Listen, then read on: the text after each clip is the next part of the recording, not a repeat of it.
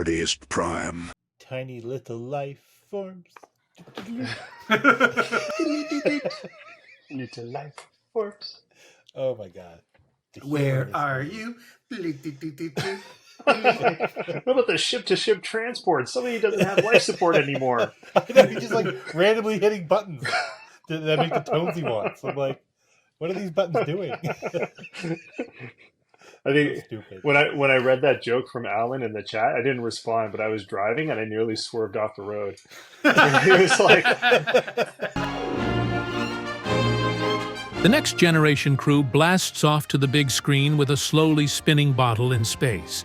And if you're like, what are you talking about? Well, you're going to ask that question a lot while watching this movie. The trio of Kirk, Spock, and McCoy. Sorry, checking my notes. Apparently it's Kirk, Scotty, and Chekhov. That can't be right, is it?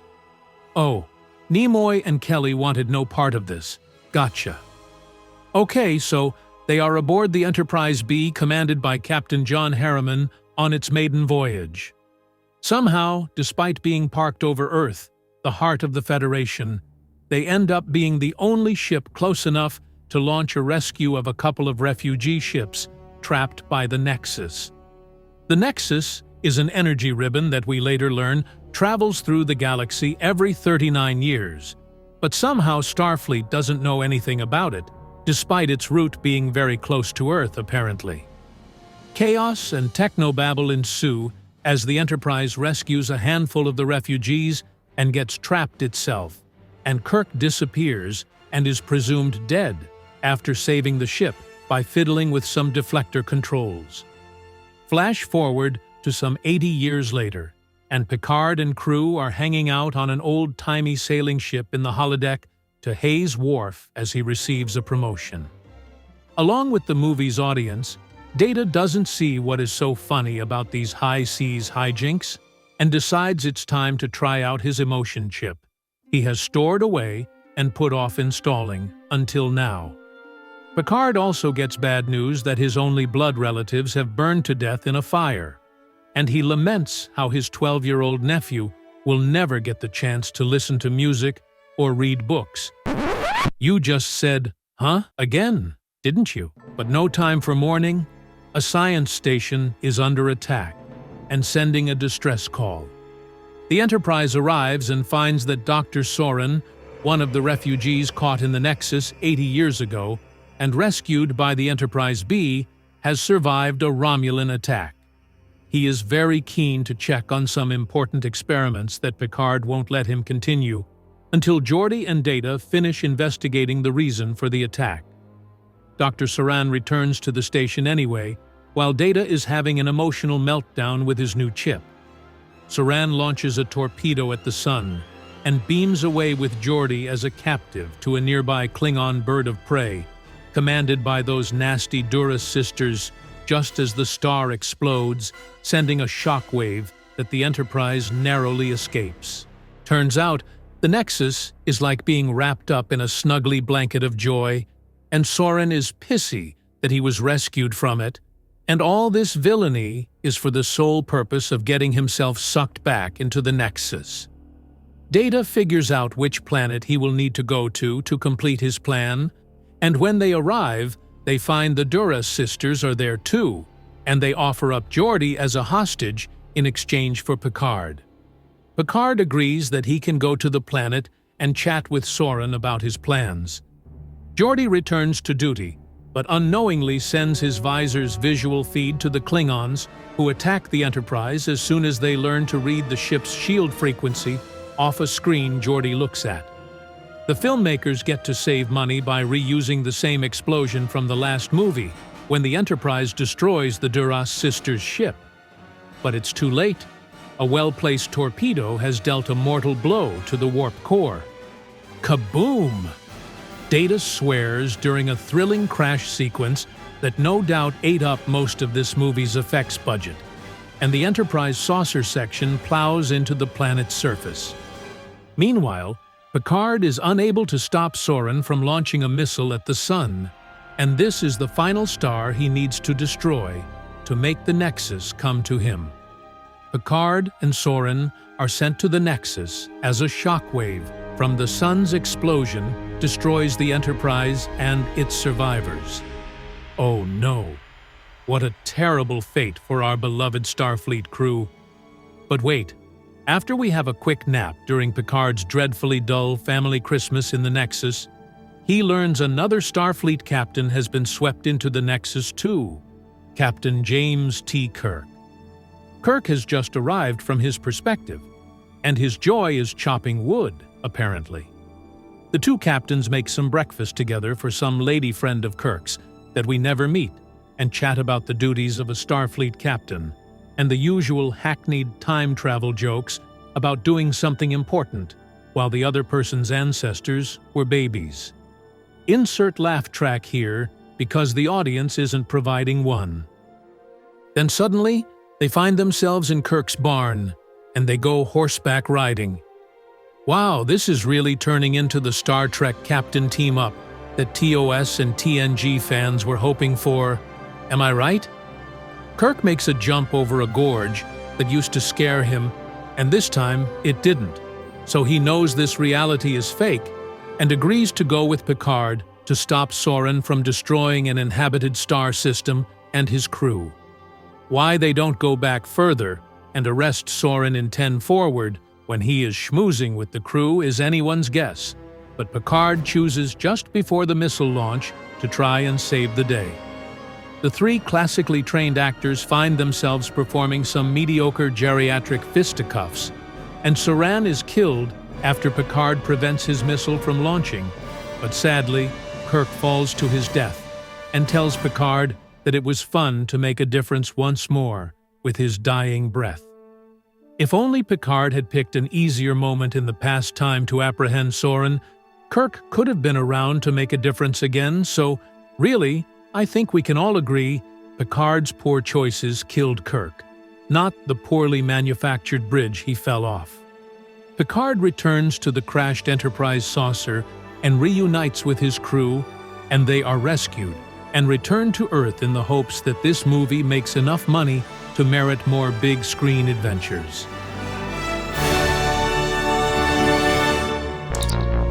Hi, welcome to Nerdiest Prime, where we are reviewing every episode of Star Trek Next Generation and also some movies, because this week is the 30th anniversary of the release of Star Trek Generations that came out on November 18th or 17th? 18th? Look it up. 1994. On the internet. On the internet. And here we are with the Nerdiest Prime crew. Let's talk about our first impressions. Let's talk about the first time we watched this movie and what your impressions were at the time and what your impressions were watching it this time. Let's start with Alan. Oh boy. Well, when I first saw this movie, it was on. I didn't have a movie theater where I grew up, so I saw it on TV. Yes, I know, tier. So I would have saw it like one of the 8 p.m. movie on ASN.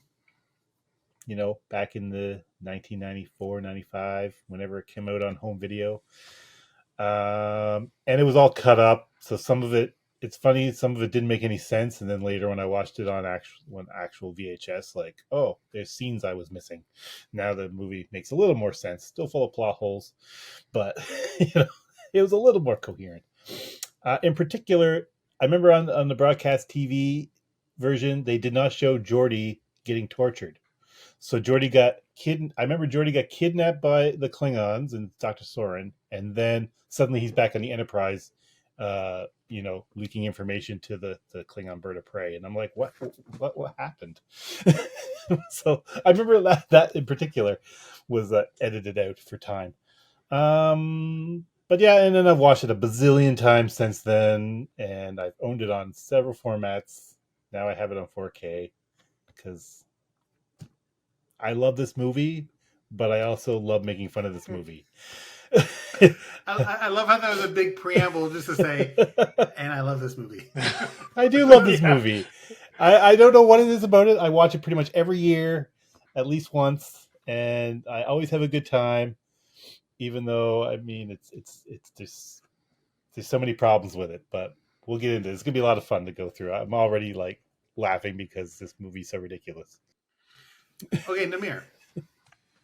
I haven't watched this movie that much, not compared to the other Star Trek movies. So I saw it in theaters. I don't know if you know theaters in Toronto, but I saw it at the Uptown Theater on Yonge Street, which was one of the best theaters in Toronto. I saw it in the Uptown Theater. What day did you see it? I saw it opening night. I saw it opening night. Were we in the same movie theater at the same time? That's amazing. That might be possible. There was somebody that kept talking throughout the entire movie. And very Lucas though. Oh, that is amazing. That's hilarious. Yeah. But and the Uptown for me saves movies, right? Like Yes. even if it's like a shitty movie, but it's at the Uptown, it like looks great. Like I've had amazing times watching movies that are bad at the Uptown. And so I watched Star Trek Generations, and it didn't save it. I was like, oh, ooh, that was like not very good. And then I resolved to never really watch it ever again afterwards, and I've largely stuck to that because I don't want to. It's just I just hated it so much. But I would catch pieces of it on TV or whatever. I watch a little bit, and I would go, nah, do I really want to watch this again? Nah, I don't. I change the channel. But here's the twist. When I watched it again, I was like, this is not that bad. I don't know what changed between now and then. I'm older, maybe I'm a little bit more mellow. You know what it is? It's the contrast of new Trek versus old Trek. Like I hate new Trek so much that it makes everything produced by old Trek seem really good. And I think that's kind of what happened. So all of those moments in old Trek that you kind of take for granted that they did really well, like the interplay between characters, development, jokes, all of that stuff, it really stuck out. And I noticed it, and I was like, oh yeah, this is actually why I really like the old Star Trek, because even in Generations, you see that stuff. So I kind of flipped. Like I'm kind of okay with it. Like I thought I would hate it again, but I was like, plot holes aside, it's not that bad a movie. It's a good time. Well, Yeah. okay, I went to see it at the Uptown too. I was probably sitting right beside Namir, and I didn't know who he was. And I totally agree. So I also worked at the Uptown for 2 years, and it was an old opera house that has now been demolished, that they had converted into a movie theater. So it was gorgeous, and it was 700 seats, and a lot of premieres from the Toronto Film Festival would happen there, and it had one of the very few at that time THX certified sound systems, and it was like such a big theater that sometimes it felt like you could see the air, like it was like so much air, like in the space. Do you know what I mean? Like, Well, it had a balcony. yeah, exactly. And so you so seeing it open night on THX, and the crowd just went bananas. Like when the during the saucer separation and the crash, and I remember we'll talk about it, but all those elements, and people are going wild like it's like a football game or something. And I came out of that movie the first time being like, best movie ever, because it was just like the energy of the crowd just made it like the best experience I a Star Trek movie experience I'd ever had. And it was more afterwards rewatching it. I think I'd seen it maybe 2 more times, something like that, in the theater, and then a bunch of times on VHS and eventually DVD. And over the years, people, especially almost right away, people started talking about the plot holes. And then eventually I was, watching the movie. I was like, wait, this movie doesn't make any sense. And watching it again tonight, I was the same thing. I'm like, wow, this movie makes even less sense as I thought it did before. Like, it makes zero sense. And we'll get into some more, but I'm sensing a lot of fatigue in the movie because, they basically filmed All Good Things, and then 1 week later they were filming this movie. And Ron D. Moore and Brandon Braga were like writing this as they were writing the show, including All Good Things. And I think they just didn't have anything left in the tank.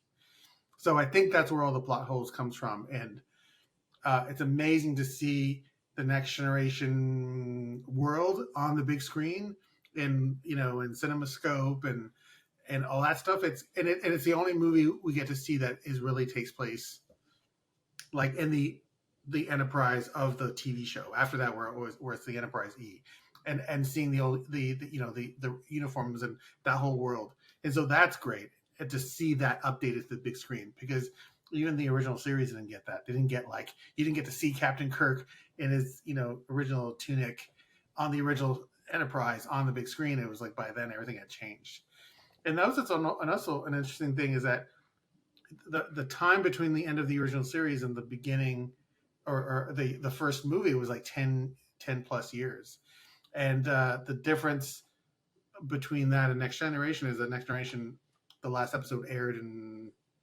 the third week of May, and the movie came out the third week in November. So that's like 6 months, and then what was he talking about? I have no idea. Anyways, okay, let's get into it. Let's talk about the premise and plot, and talk about, and we can talk a little bit about the plot holes. My idea is that we'll kind of go through, and we can talk about plot holes as they come up. But just sort of a general thought about the premise plot being that there's this space ribbon going through space, and there's a bad guy trying to get into the space ribbon, and he wants to blow up a planet so he can go into the space ribbon. Yeah. So how do we feel about that? Let's start with Namir. I never really understood it. I always, for some reason in my mind, in between my first watch and the next full watch, which is today, I thought it was like the crystalline entity. I just replaced this ribbon thing with a thing that made sense to me, because I don't get the ribbon. I don't understand it. It doesn't make any sense whatsoever. The premise is that it's this nexus in space and time that moves through space and time. But if you get close to it with a ship, your ship explodes. But if you just stay there waiting for it and it passes over you, you're fine. I don't get it. And we can talk about the entire like Malcolm McDowell plan, Soren plan, that doesn't make any sense whatsoever. He could just do we want to talk about this right now? Because this is the part that really bugs me. Or we can just wait. We can just wait if you want. We can go back to it. Yeah. Okay, we can come back to it. But anyway, so the ribbon thing really always annoyed me, because it just felt like we need a weird thing in space. What would be cool to watch on screen? Let's just make it like an Olympics gymnastics ribbon that moves around and glows and then sucks people up into a joyful place, into joy. Yeah, a blanket of joy. And I think if you can ignore that, it's not about the ribbon. That's the MacGuffin, right? It's the suitcase in Pulp Fiction full of the glowy thing. It doesn't really matter necessarily what it is. But I do think that they had an opportunity to come up with something really interesting, and they just didn't. It was just another thing that sucks you into space-time. Well, it was interesting because, at the time, the whole point of the movie was to combine the old crew with the new crew. And initially what they were going to do was they were going to have the whole, the full crew in that first section. And then, but then, some people, they got reduced down to 3 people. And then they wanted to be Kirk, Spock, and McCoy. And Leonard Nimoy was like, "Oh, there are problems with the script," and they're like, "We don't got time to rewrite it. We're filming it tomorrow, basically." He's like, "Well, I'm out then, because I want input on the script, and the script I don't feel like it's working." And I think he was right. So, but the point is, then they just got Scotty and Chekhov to replace Spock and McCoy. So. Yeah, which is weird. But we'll get back to that. But the Nexus is just a way to get Kirk and Picard together in the same frame, and as a way to get around time travel yet again, because that was their big thing. They're like, look, it's going to be a new original way to get these characters together. It's not time travel, but it kind of is, but it's not. Yeah, but they still did time travel. Yeah, they didn't get away. Yeah, badly. So they kind of made it worse. They should have just said, we're just doing time travel, right? And we would have, the audience would have accepted it as long as it made sense. Well, you know that the original when Brandon Braga and Ron D. Moore got together, they had this image in their head of the poster being the two enterprises fighting each other, and they'd be like, "That's the movie," and they just configure a way to have the two enterprises fighting each other without making one look bad and one good. Which is ironic because I feel like the whole Marvel universe was built on these, Captain America versus Iron Man, and then the Hulk versus like Thor, and they kept doing it all the time, and they totally were able to get away with it. So they totally, I think that would have made a better movie. But anyways, I digress. Alan, what do you think about this? The premise / plot. Oh boys, it's pretty thin. it's, yeah, it doesn't make a whole lot of sense. Yeah, and the whole fact that they're going to come up with something like you say, something that's going to be time travel, or not time travel to get these two together. That's totally time travel. It's totally a space time anomaly. It's everything about this was weak, and it was hard to come from All Good Things thinking like, oh, All Good Things was a solid 2 hours, and it had a cool Andy time anomaly, and it seems like all their great ideas got sunk into that, and then this was like all the leftovers of things they rejected from the end of the next generation. I'm like, oh, maybe we can make this work, and it's just it's shocking how solid All Good Things is coming from Braga and Moore, and then you get this movie that makes very little sense.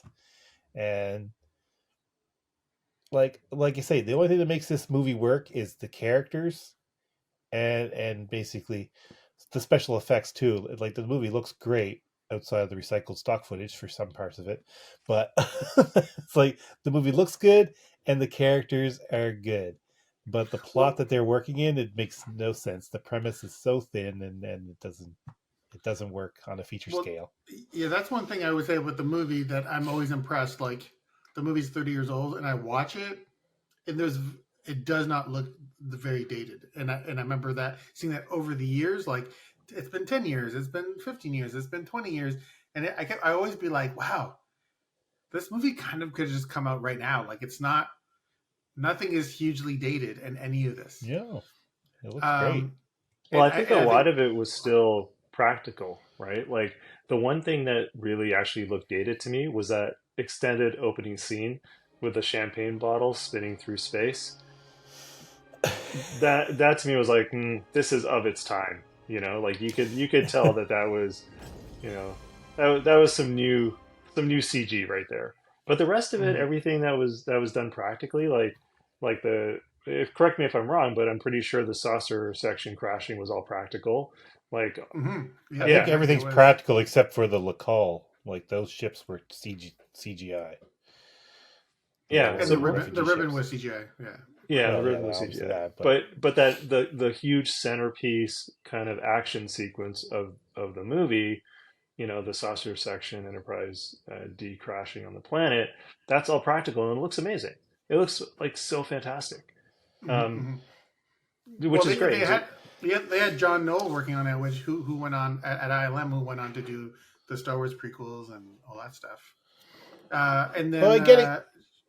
Sorry, just one more note about my impression of the plot and the premise and all that is that the one major thing about this movie that's problematic is there is no stakes. Nothing that they're working to save, like the population of Viridian 3.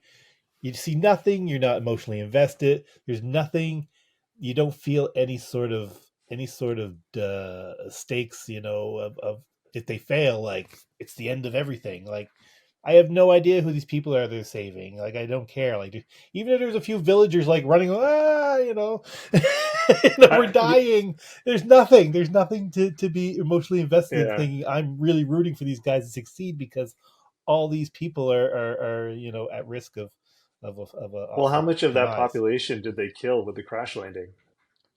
Well, that's the thing too. Like you don't even see a wild animal running out of the way or anything. Like there's nothing.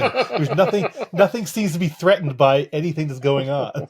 Well, because they crashed on Viridian 3, and the population is on Viridian 4, and so we never actually see Viridian 4. It's a whole other planet. But I don't care about it. I don't know who these people are. It doesn't. Yeah. But that's why you don't see them on that planet, and why the well, doesn't kill them. You could have still seen a few alien creatures running out of the way. Like, our habitat. Yeah, like that destroyed. planet has entire forests. Like Viridian 3 has entire forests. Why would it not be populated? Well, because not all planets with forests have people on them necessarily. I don't know. My impression was that, like, if you say this planet has nobody on it, right? Well, okay, yeah, I guess that's true. You're right, but there's definitely creatures on it. Well, I don't know. I'm not making it up. That's what they said in the movie. They said there's no people on Viridian 3, and there's a pre-industrial civilization of 250 million on Viridian 4. So. Oh, okay, all right, Yeah. Okay, then I stand corrected. I think they obviously buttoned up all the plot holes in this movie. But you see, what makes it confusing? You care so little, you don't even know where the people are. Well, you know what planet they are. I was like, it makes it confusing because we, often in science fiction, they just to make it easy for us to identify the planets, they make this planet the desert planet, this planet the jungle planet, this part of the ocean planet, and then we're like, okay, that's what that is. But because this planet has deserts and forests, which is not that unusual, but suddenly it's like confusing. It's like, oh, are they on the same planet? Are they on different planets? Just visually, and it's not a bad idea, but it just leads to confusion since there are no people and all this stuff. Okay, let's talk about just the opening sequence because we just talked about that part that you were talking about, Namir, with the bottle going through space and crashing, and the christening of the christening. I don't know how to pronounce it. Christening. It should have been a Chateau Picard. Why wasn't it a Chateau Picard wine? It was like Dom Perignon. It's in the. Oh yeah, that's a good point. I don't know. I was like, it should have been Chateau Picard. It would have been a nice nod. But anyway, that's minor. Because I think the in joke is that Chateau Picard is a terrible wine. So nobody wants to actually drink it. They might as well smash it against boats if no one wants to ships if nobody wants to drink it. Well, maybe. So I remember seeing that in the theater, and I was like, oh, that's kind of cool because you never see that. It's nice when what the movies do is they bring new elements that you don't see otherwise because now we have the budget to do these things. Yeah, and it really. Sorry, I was just going to say it really brings home the fact that Star Trek is not really focused on being accurate in terms of like space, right? Like, so two things. The big one is that you're not going to hear the bottle smash, right, in space. And the other thing is it's not going to smash. Like it's probably just going to bounce off the hull. Right, it's just gonna go doink and then float away, and everyone's gonna be like, "Yay!" Like I think they could have thought of. Did they shoot it out of a torpedo tube of space dock or something? I don't know. Maybe. No, it was spinning slowly. if it hits hard enough. But no, I think it was spinning in slow motion. It was actually going really fast, and it was spinning in slow motion. Yes, maybe. As the audience, we're experiencing the filmmaking slow motion of it, but in reality, the thing was going. And how did they do it? Was there some guy like hanging off a shuttle, like in a spacesuit with a little bottle going, and then it's like, yay, I got it. Anyways, what I like about the whole sequence is that if we kind of pick up at least stylistically, right after Star Trek 6. So we everybody with those uniforms, you're in that world. You're like, oh, it's still the old movies, and then Kirk and Scotty and Chekhov show up on the bridge, and all the journalists are there, and it's Cameron is the captain of the Enterprise B. Let my people go. So how old must he be in this too as the captain? He's probably in his 30s. So, I mean, it's like only 7 years after Ferris Bueller, isn't it? Yeah, that's true. Yeah, I think I so. remember that scene like differently than it actually happened because I remember him being like really buffoonish, and but he's not actually that bad, right? Like he's just a young He's not captain. great though. He's not great, but he's also No. not. I imagine him going, "Oh my God, what's happening?" Blah, blah, blah, blah," please, Captain Kirk, save me. But it wasn't quite that. He still was sort of in command, but he obviously had this legend on the bridge that he was helping Well, or it's asking to funny help him. watching it this past time. It's like for the first time, I see that character never made sense to me because I was like, he seemed pretty inept to be the captain of the Enterprise. He didn't really understand. He didn't have confidence. He didn't know how to make decisions. He was kind of like got overwhelmed really easily. Yeah, he And didn't I was instill like, me with confidence. how do I make this guy make sense? And so I imagined, oh, what if he was like a really good like cargo ship captain?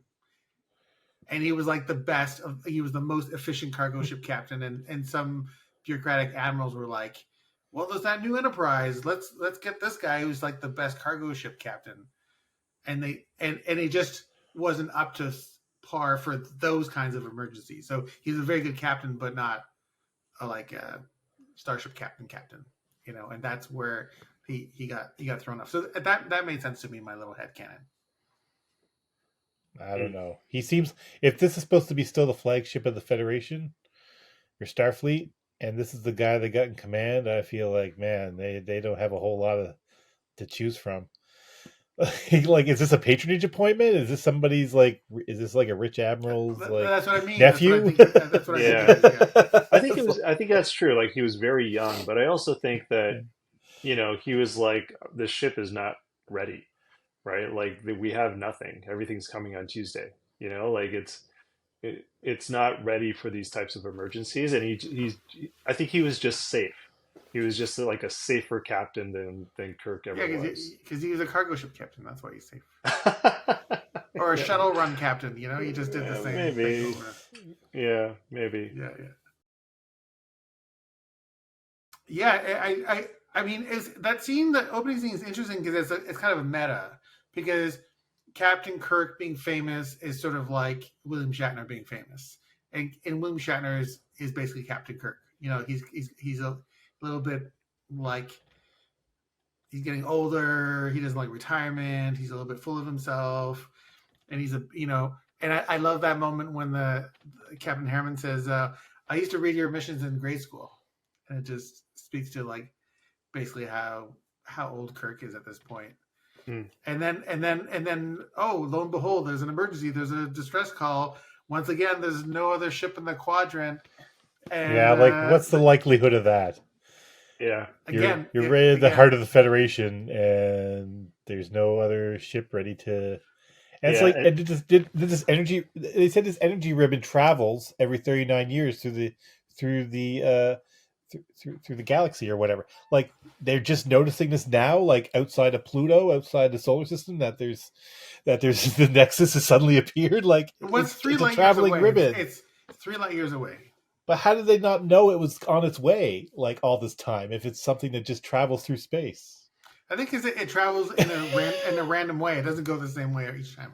No, that doesn't make any sense. That's not what they say. They say it comes every 39 years. Because how else would Soren be able to change its direction if he didn't know where it was going? Exactly. Oh, yeah, that's a good point. That's more plot holes. It doesn't make any sense. It doesn't make any sense. So, but it's an exciting scene. It looks really great. Yeah. We have those nice moments between Chekhov and Scotty and Kirk. But I can't help but watching it now that I go, oh, that's a McCoy line. Oh, yeah, exactly. I know. Yeah. The lines make no sense for those characters. Like, it just sounds like McCoy. Like, when it says, you're now nurses. Yeah. That's McCoy. That's a McCoy That's line. not Chekhov at all. No. No. And also when he says, with tact like that, you make a lousy psychiatrist. I was like, oh, that's also a line meant for McCoy, basically. Yep.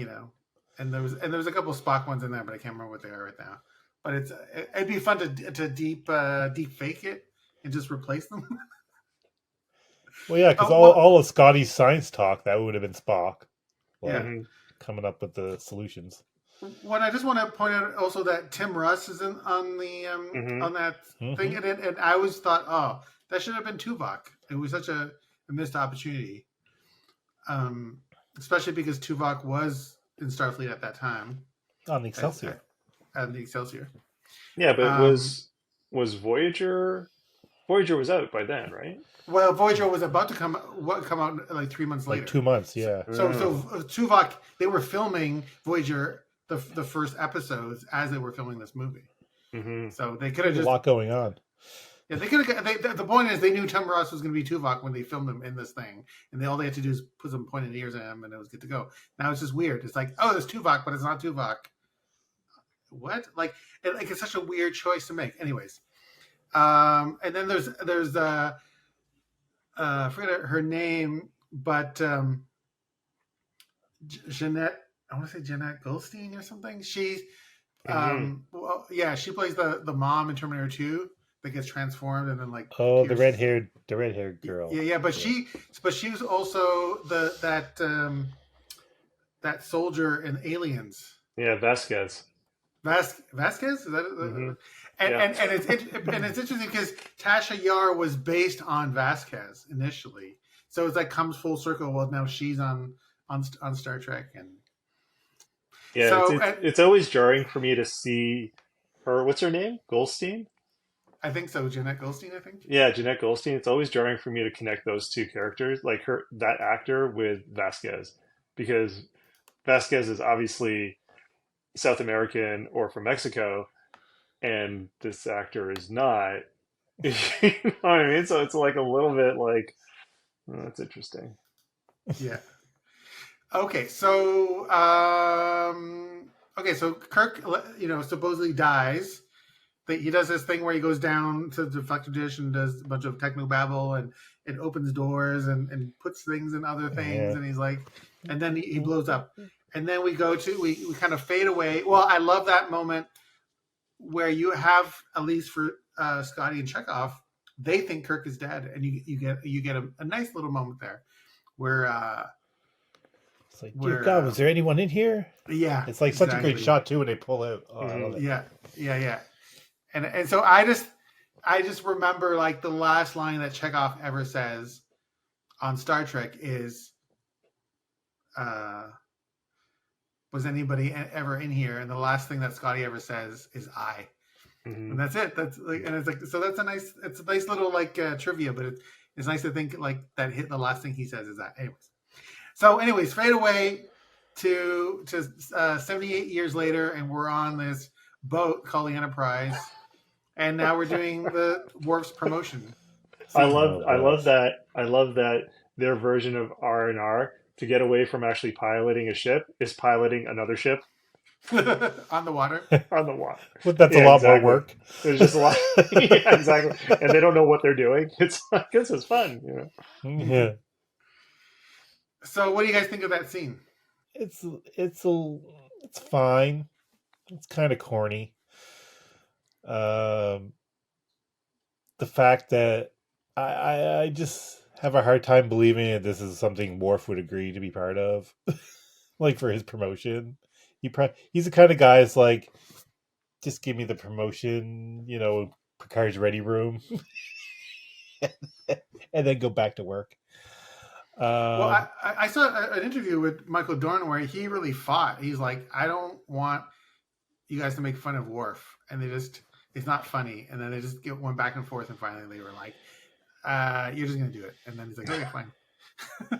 But yeah, the whole scene it's different. It's interesting, I guess, but it does, the humor's kind of corny, and the whole fact that this is their backdrop for a promotion seemed kind of odd, because when we see people get promoted in other shows, like usually it's just the captain says, here's your new pip. You're now. I know, it's like, second, most seriously, he has earned the respect of his comrades. Oh yeah, everything's so cheesy and corny. Everyone else is like, they didn't do that for me. They just send it to me in the mail. And then all the gags are like really super slow motion, like when they remove the plank, and then you see Worf's legs go, oh, oh, and then he falls in the water, and then Beverly gets pushed away. It's like, oh, it's all super cheesy. I do like the moment where Data pushes Crusher. That's a nice character moment, and it highlights again that he's like, I don't get humor. Yeah, I mean that ends up motivating his arc, through the movie. So I mean that was fine, but other than that, and I think that's why that kind of scene. corny. I think that's kind of why that scene exists, right? Like I think it's reminding everybody who these characters are. It's setting up some of the relationships for anybody that's not really into Star Trek: The Next Generation, so maybe they don't know. Like they kind of It's like, I didn't know this show was about sailing. I thought they were in space. This is great. Well, I think, yeah, go ahead. Yeah, I think it's important to do that, especially for a movie, right? Because not everybody that goes to see it is going to be your core audience, right? There's going to be other people. So I think it does serve a purpose. I think it was a little over the top, but I didn't mind it. I thought it was a fun kind of scene, and it sort of sets the tone a little bit. Like, okay, they're serious, but they also like to have fun. So there's going to be some jokes in this movie. There's going to be some things that are super, kind of sad, and there's going to be some relationships, that kind of get changed throughout it, etc.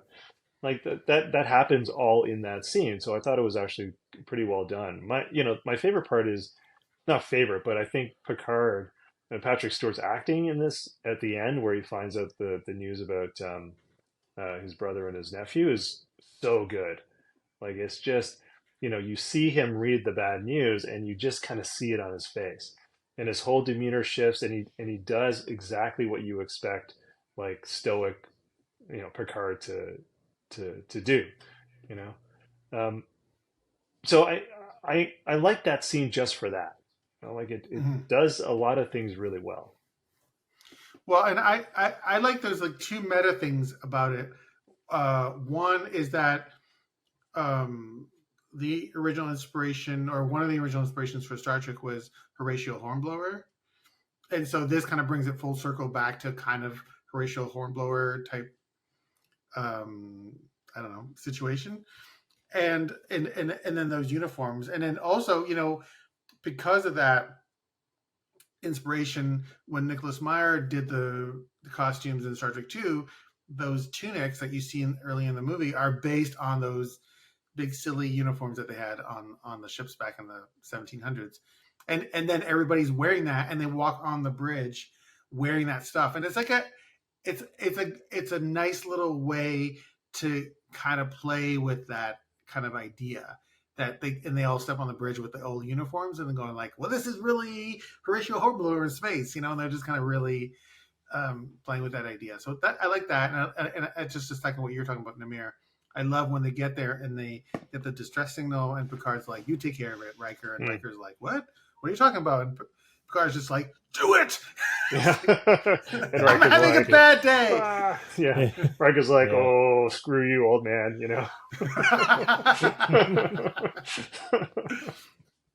And I really like, it's a trope in Star Trek, but when they get to the Armagosa Observatory and they go on board, it's like that spooky, we're walking around an old space station, what's going on? And you see that in Star Trek 2, and you see that in a bunch of other things, and they do it so well. And I really like that you have a little, like, I don't know if it's an Easter egg, but this idea that, oh, it's Romulans that were there, and you get to see a TNG, like, Romulan out of the TV show, like on the big screen, because that's the only time. After that, they all get like fancy and different, but there's a TNG, Romulan and with the green blood, and I was like, oh, so good.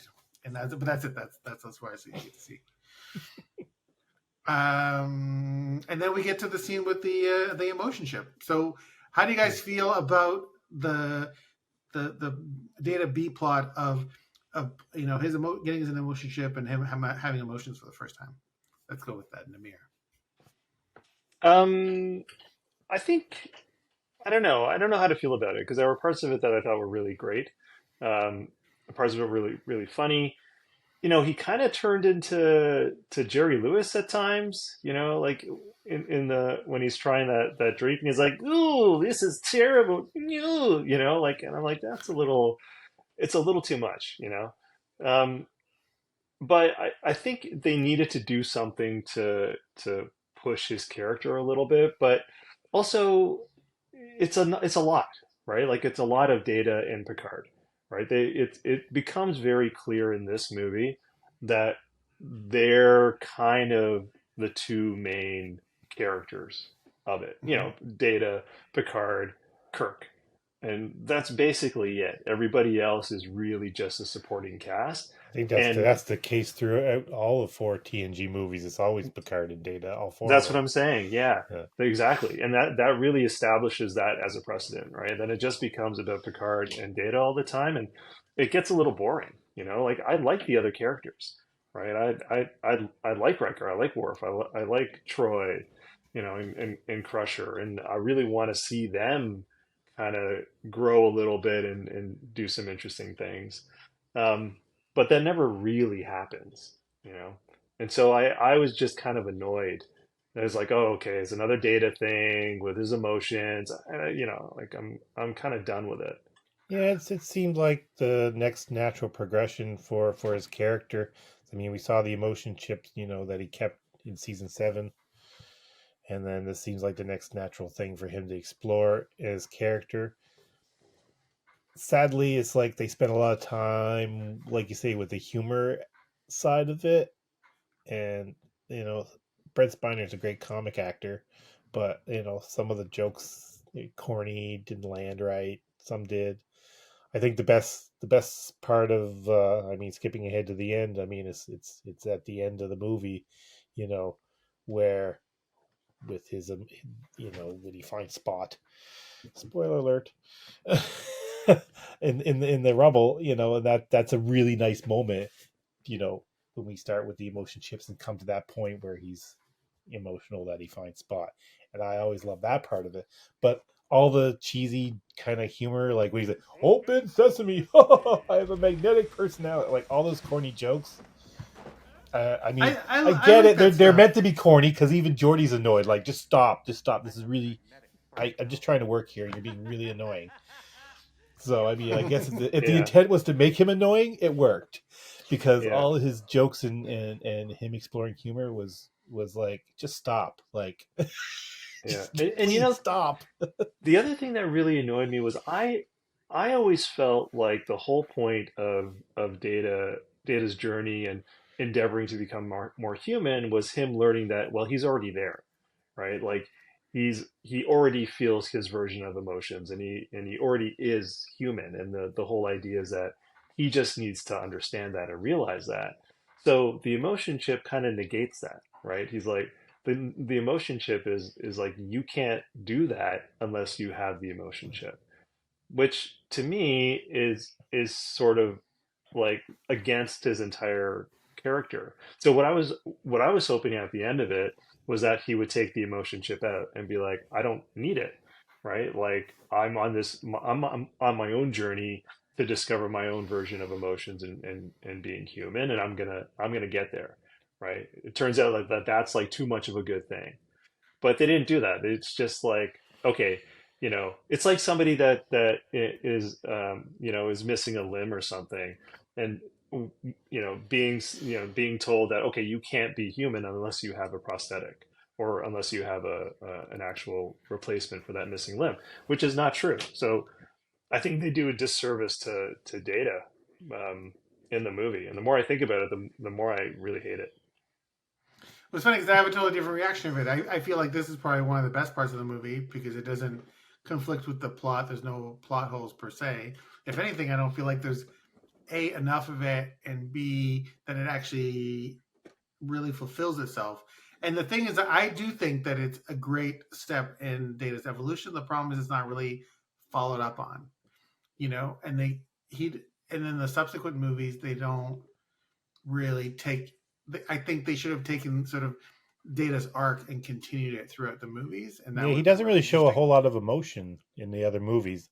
I Well, mean, because but it he shows can they switch has, off, because they yeah, realized it was a kind of a problem and so they had him like switch off his emotion chip. They had it like toot, Yeah, and which is really dumb, right? Like that's exactly my point is, you know, he was is fine without like an almost artificial sense of emotion.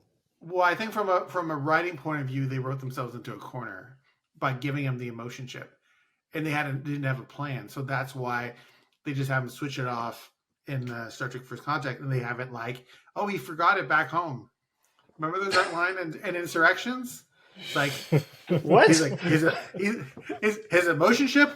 He didn't take it with him, and you're like, what? And then Nemesis is not even acknowledged, I think, at all. Yeah, you know why? Yeah. Because they realize that I'm right. They were like, wait a second, we can't have him have an emotion chip, otherwise it's not data. Okay, the last thing I'll say about the emotion chip, and the thing that bothers me, it looks nothing like the emotion chip that is actually the emotion chip that you see in the TV show. The one in the TV show because it's a very tiny thing. Yeah, a little disc with a little triangle like gap in it, and it's like you can hold it with tweezers. And this thing is like it's a microchip. Yeah, it's chunky. Yeah, I'm like, why didn't they just use the same prop? It didn't make any sense. So I made up a headcanon for that one as well. And it was like, oh, Data took the one and he wanted to like, it wasn't compatible with his brain. So he had to like add some things to it to make it like better. Adapter. A little adapter. And then, yeah, it's like a USB adapter. So it fits into his brain.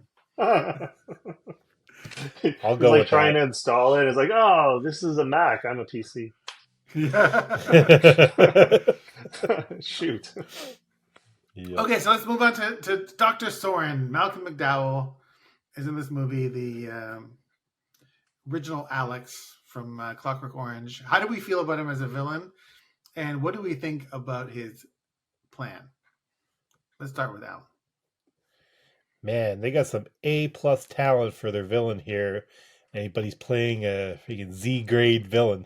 That's it's like, man, it's like, I love Malcolm McDowell. He's such a great actor. And I'm like, he's just wasted here. He gets a few good lines about time is a fire, which we burn. Like, there's a couple interesting lines. But he's good at looking psycho too. Like, yeah, he's good at all that. But exactly.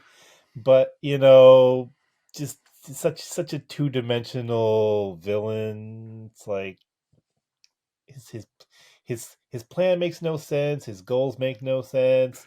So his did you say he's a makes two-dimensional? no sense. Did you say he was a two-dimensional villain? Is that what you said? Kinda, yeah. There's not a whole lot to him, but he's such a good actor that I kind of look past that. It's like I just enjoy watching and listening to him. I'm laughing because I think the expression is he's a one-dimensional villain. But actually, you're correct. He is. But actually, I think you're right. He is a two-dimensional villain because in the first dimension he's evil, and the second dimension he's like, well, he's evil because he had a poor family that got killed by the Borg. That's the second dimension. Yes, you got me there. So, but yeah, he's not a three-dimensional villain. No, he's not a. But yeah, it's a good thing they had such a good actor to play him, because if they had any lesser of an actor, it would have been really, really bad.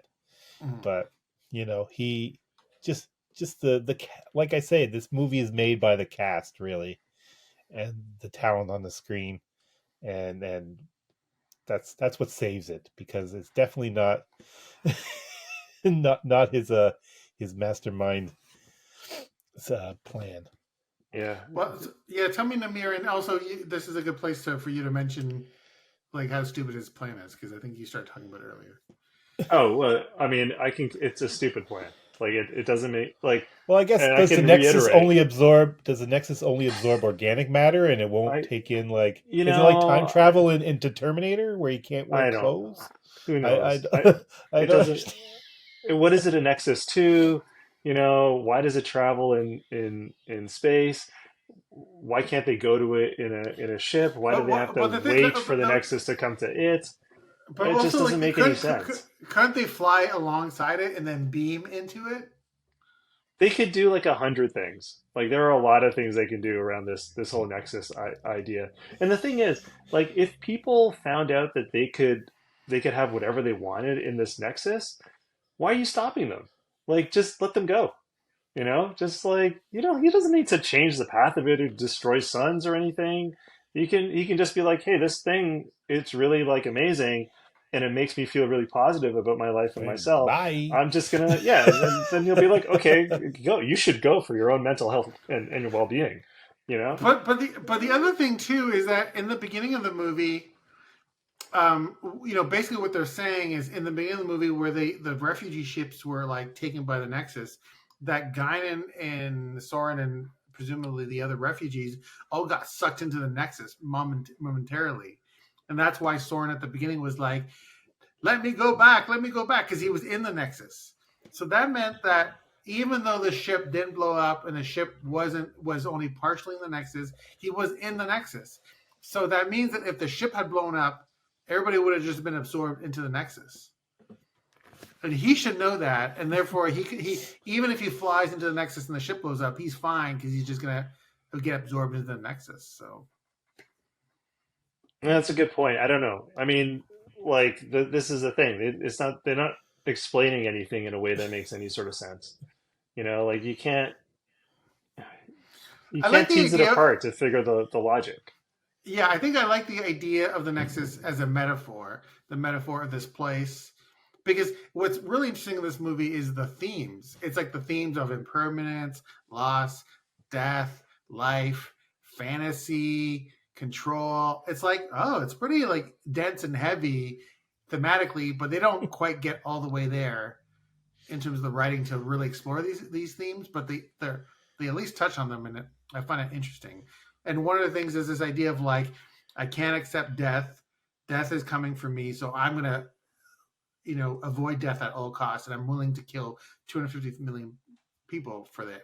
And I think that's an interesting premise, and they talk about it a little bit, but it's I think it could be explored further. Basically,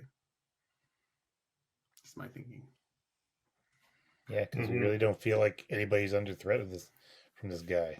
I will say that the Nexus is a really good way to potentially have characters from different shows and generations come back, right? Like if you want, it's a little too late now, but theoretically, if you wanted to have like Chekhov in, one of the later shows, like in Voyager or something, you could just say, oh, he dropped into the Nexus.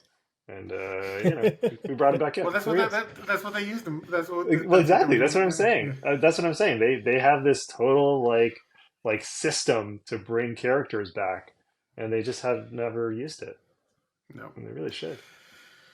So we have the Duras sisters show up and a bird of prey. So it's interesting because you got another bird of prey yet again. The bird of prey has been coming back every movie since Star Trek 3, and so it keeps sort of stylistically or design wise, or kind of keeping the bird of prey alive, and that's kind of cool. Although there's also the argument of like, well, let's do another ship. Why does it have to be yet a bird of prey again? And then it's interesting that it's the Duras sisters because they kind of belong to a whole other arc and plot, which is the whole Worf plot. And it's interesting because Worf's storyline is not in relation to Duras and the sisters, is basically completely non-existent in this movie. I know, it's weird.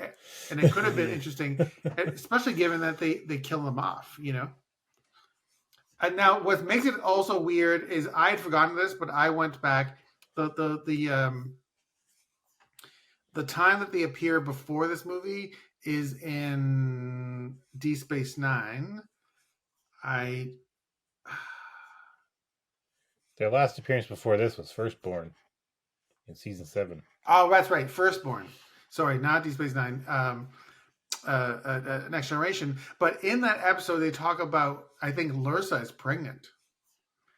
So does that mean that they kill a pregnant woman, or they kill? And where's And that's like, that is weird to me because it's that's like not like a cool thing to do. And she could have gave birth. I guess so, but then where's the kid? The kid's just like randomly somewhere. Like, I don't know. I assume that the kid would be on the bird of prey, and they killed the little kid, the little Klingon kid too. Well, he died with honor. Yeah, I guess He's in Stovacor now. He Yeah, died exactly. in battle. Yeah, He's in Baby Stovacor. I Kindacor. think it. Anyways, what do you guys think about bringing back the Duress sisters and the Bird of Prey? Namir. I'm not sure why they did it. It didn't really make a lot of sense, other than you're like, oh, it's those two characters again. I suspect it was because they didn't want to put in a lot of like character building, right? They didn't want to have to explain a lot of motivations. You just know that the Duress sisters are bad news. You already know kind of what they're about, and they're sneaky and conniving and whatever. So I think it was a little bit of a shorthand. Um, to get the plot and the movie to where they wanted it to be. Um, but I think there was an opportunity there to have like some really interesting villains, right? But they just really ended up being cannon fodder. Although I really liked the scene where they were watching Geordie move around like the Enterprise, like a reality show, and they were commenting on everything. They're like, "Oh, where is he just walking down the hall? This is the only engineer that never goes to engineering." It's like I love Human that line. females are so disgusting. Yeah, that was great. But that could have been anybody. That could have been like those two characters could have been any other Klingons. Yeah, I feel like they did them a disservice, really, in this movie because they had been such. They were good. They were good villains in Next Generation, and being a recurring villain too. They were well developed. They were, interesting, well written. And then here, they didn't really give them a good send off, like or death or anything. Like if, like you say, it should have something should have involved Worf. But again, then that would have been too much. It would have been too much, A, B, C plots. But I don't think so. I think they were tired, but I don't think it's too much. I mean, you look at First Contact, and they can really serve as 3 stories in that. Yeah, I guess so. But yeah, they just felt underserved in this. Like for the presence that they had throughout Next Generation, it feels like they deserved a grander final battle, death, at the hands of Worf or the crew or whatever. And it just kind of come out of nowhere. I'm like, oh, they're man, I guess they're all dead. They just blew up. Okay. Like, I don't even think did they even interact? I don't even think they interacted with the crew, did they? Yeah, they do. They talk with. Did they talk to them? Okay. To Picard, remember? They talked to right, yeah, because they had the hostage exchange. Right. Yeah. But there wasn't a whole lot there. Yeah, it wasn't very meaty or exciting. It was, and they have a big battle, which we'll get to. Yeah, I feel like they were just there, so there would be a space battle. Because they can't have a space battle with the mad scientist who's just hanging out on a rickety platform in the middle of the desert. So let's go back to the Nexus and Guinan, because there's a scene there where Guinan's sort of expositioning the Nexus and what it is, and I remember watching this even the first time watching this, and she's very adamant in building the stakes of saying the Nexus is like as if joy was tangible, and you could wrap yourself inside of joy. And if you go to the Nexus, you're not going to think about anything else other than being in the Nexus. You're not going to want to leave. So you go like, oh boy, it's going to be really hard for Picard to get out of this one. Mm-hmm. And we find out later that it's actually pretty easy to get out of the Nexus. An inconvenience. Yeah. I wasn't going to say it. No, Ryan George will sue us now. Using his catchphrase. Okay, so what do you guys think about that part of the Nexus? I thought that was interesting. I love the idea of the Nexus, and we'll talk about when we get to the fantasies, like that the fantasies are a little disappointing, but the idea of the Nexus is a really interesting idea. What do your take, Alan? Yeah, it is an interesting idea that he did nothing with. Like, this is another. This reminded me of Where No One's Gone Before, where the crew all have really boring fantasies. Like, I'm just playing the violin in the lunchroom, and I'm doing ballet in the cargo bay. And it's like Kirk and Picard's realities in the Nexus are so dull. Okay, let's we'll get to So- that in a bit, but just the idea of it. Yeah, the idea was good, but I mean, I didn't get the feeling that I was having a great time with the characters in their realities. Like, I wasn't feeling the joy.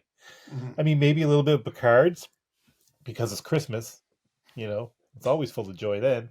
But like Kirk's stuff was, I wasn't feeling the joy there. Well, what about you, Namir? What did you think of that scene with Guinan explaining the Nexus and what it is? Yeah, I like that scene. I think Guinan was really setting up the stakes and how important the Nexus is, but it didn't really pay off, right? Like just like what Alan was exactly. saying, right? Like I think it would have been much more interesting if the Nexus was in danger in some way, right? Like if the Nexus was going to be destroyed, right? So all of these people led by Soren, are basically drug addicts, right? Like they just want to get back to the Nexus, so that becomes what the movie's about, right? The It would have Nexus is been going to nice be too. destroyed. They're trying to like get back to it, but it's not really that, like it just becomes a little bit neutral and a little bit boring. Mm-hmm. Yeah, I think we don't know why Soren wants to get there either. Like, we never see or hear what he experienced. Well, I can no. assume it's going to be What? his loss of his family or whatever. His family's there from the Borg. It's like you've seen But this movie so many times. His wife and kids were killed by the Borg, so obviously Yeah, I he get went that. into the Nexus and he reunited with his wife and kids. So, But we don't get to experience that with him. no, it's true. just- but yeah, it was clear to that's me what that was. Well, yeah, exactly. It's clear, but it's like I want to feel that for that character. Like, I want to feel the connection and warmth and the joy he feels of being reconnected. But I don't feel it. It's just all talked about. They're just Mhm. telling me about it, and it's like I don't have any emotional investment in his plight. So. That's where in the future the things we've done and said